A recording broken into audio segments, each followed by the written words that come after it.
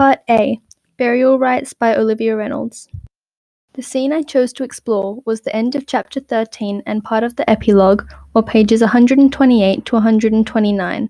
The original work was written by an omniscient narrator and by a letter describing the formal proceedings of the execution. I rewrote this scene to give the reader insight into the character of Agnes and to tell the unknown story.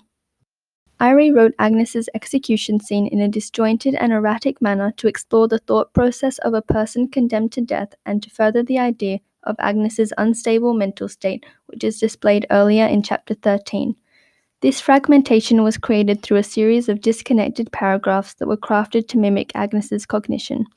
An example of how I tried to execute this effect was through internal dialogue. This internal commentary runs through my retelling to exhibit disorientation and self-doubt. An example of this is, "Who said that? Did I say that? I'm floating above my body." Whilst this phrase itself is a metaphor, floating above your body is a symptom of psychiatric dissociation and depersonalization. The sensation is caused by stress and severe anxiety. I use this to further demonstrate Agnes's deteriorating mental state as a person who is about to die. Agnes creates multiple poems throughout Burial Rites. The poems are used to communicate thoughts that would otherwise be out of place. The paragraph displayed on the screen was intended to showcase the deterioration of Agnes's sanity. I drew upon inspiration from Shakespeare's Macbeth and tried to create a sense of madness through the rhyming nature of the paragraph. Via the utility of asyndeton and rhythm, I further contributed to the idea of Agnes's mental disarray. I expanded Burial Rites' motif of ravens as a symbol of evil in this paragraph. In my rewriting, Agnes says, "To save the chick from the formidable beak, but which beak do I speak? Nathan's, Blondel's, my own." This line was to demonstrate Agnes's confusion as she mixes up who in fact is the raven. Listing was used to recognize the people whom Agnes perceives to be a symbol of evil or an omen, including herself.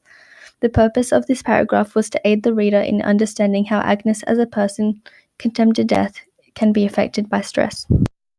In the novel Burial Rites, the Icelandic sagas have a monumental significance. The opening line of the novel is a saga, and they continue to be referenced throughout the book. They have an iconic influence on Agnes, and in the way she perceives things, both in childhood and adulthood. For this reason, I believed that it would be fitting to integrate them into Agnes's final scene to guide her one last time, and to add another layer of meaning and justification for Agnes's thoughts.